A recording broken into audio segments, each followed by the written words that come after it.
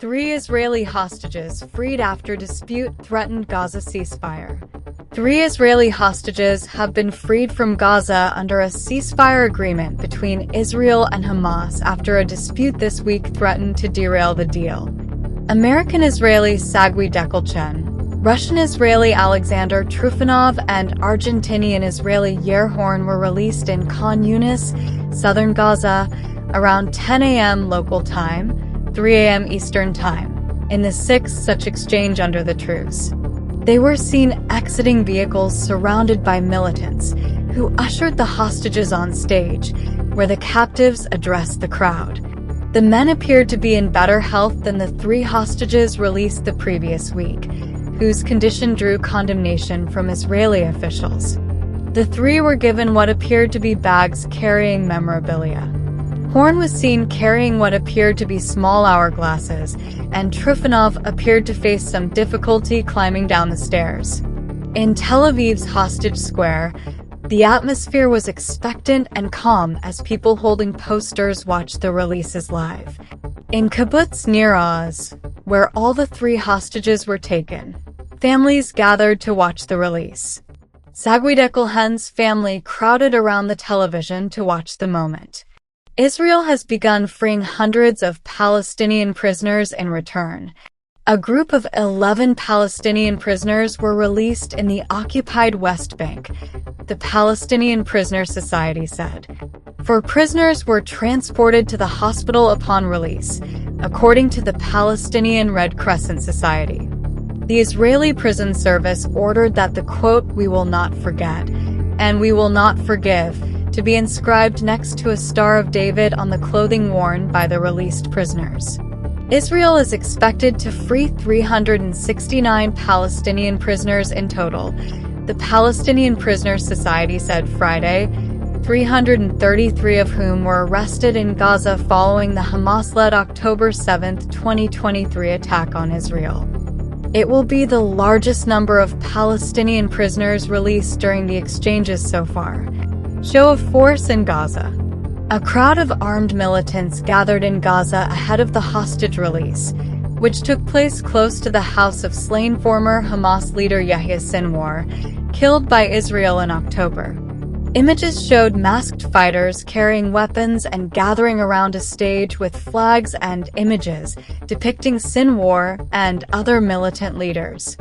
"No migration except to Jerusalem," read a banner festooning the stage, in an apparent rebuke to U.S. President Donald Trump and his plans for a mass displacement of Palestinians from the enclave. Earlier this week, Hamas said was postponing today's releases after accusing Israel of violating its commitments to the ceasefire agreement. Amid the dispute, Trump urged Israel to cancel its deal with Hamas and let all hell break out. Israeli Prime Minister Benjamin Netanyahu's office thanked Trump for his clear and unequivocal statement following the hostages' release Saturday, saying it helped push Hamas to back down and free the hostages. In a statement following the latest releases, Hamas said that the only way those still held captive would be freed was through negotiations and by adhering to the requirements of the ceasefire agreement. All 3 men released on Saturday were kidnapped from the Kibbutz Nir Oz during the October 7th attack and had been held captive for almost 500 days. They are now back on Israeli soil, the Israeli military said. They are currently undergoing an initial medical assessment at a reception center in southern Israel, according to the military. Trufanov was 27 years old when he was kidnapped by Palestinian Al-Quds Brigades, a militant group allied with Islamic Jihad, along with his grandmother Irina Tati, his mother Lena Trufanov, and girlfriend Sapir Cohen, who were all released in a previous deal. His father Vitaly was killed during the attack. Dekelchen was 35 years old when he was kidnapped by Hamas while trying to defend the kibbutz from attackers.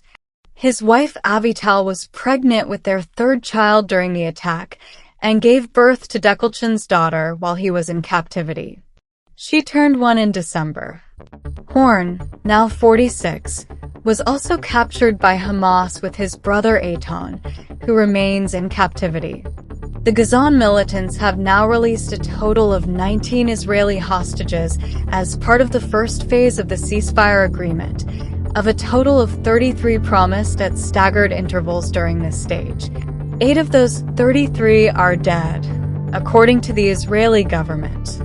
Despite Saturday's releases, uncertainty looms over the future of the wider agreement.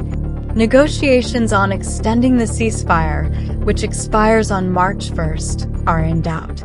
As well as taking hostages, Palestinian militants killed more than 1,200 people during the October 7th attack. Israeli bombardment of Gaza since has killed more than 48,000 people, according to the Palestinian Ministry of Health in Gaza, reduced much of the enclave to rubble, and led to a humanitarian catastrophe for surviving residents.